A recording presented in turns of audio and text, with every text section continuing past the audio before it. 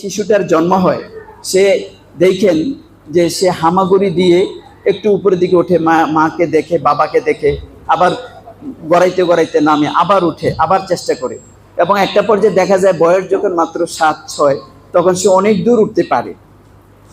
কিন্তু আমি যখন এই পাহাড়ের কাছে যাই, তখন একটু গেলে আবার পেছনের দিকে তাকাতে গেলে মাথা ঘুরে পড়ে যাব ভাবটা এমন। অর্থাৎ এটা হলো যে practice makes a man perfect, practice, এবং এখানে মানে সাহস করতে হয়। তো আমি কথাটা বলছি কারণে যে ক্লাসের মধ্যে পড়াশোনা পারে না এরকম আমরা অনেক সময় দেখি।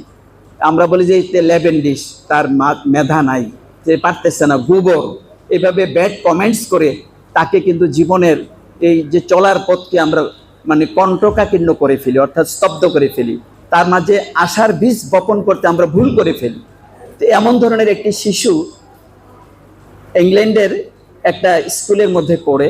তো পড়তে গিয়ে সেটা দেখা গেল যে ক্লাসের মধ্যে আসলেও সে তেমন পড়াশোনায় মনোযোগী না, পারে না। তখন স্কুল কর্তৃপক্ষ তাকে একটা মানে সার্টিফিকেট দিয়েছে, অর্থাৎ যে টিসি দিয়েছে।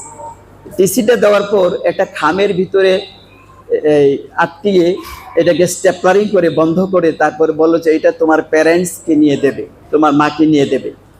তো ওই শিশুটা সেখানে তার মায়ের কাছে গিয়ে বলল যে মা, আমাকে আমাদের প্রিন্সিপাল ম্যাম এই চিঠিটা তোমাকে দেবার জন্য বলেছেন।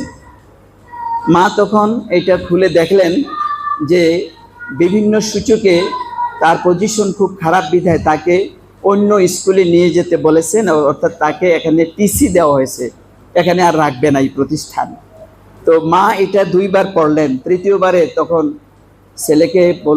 ছেলে বলল যে মা, আমাদের ম্যাডাম কি লিখেছেন আমার বিষয়ে?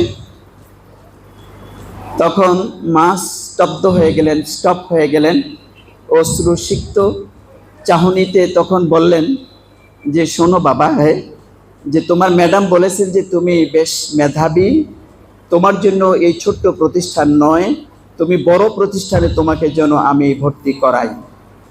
ছেলেটি খুব মাকে জড়িয়ে ধরলো এবং সে বলল যে বাহ, কেউ তো আমাকে স্বীকৃতি দেয়নি, তাহলে প্রিন্সিপাল ম্যাম আর তোমরা স্বীকৃতি দিয়েছো যে আমি পারবো।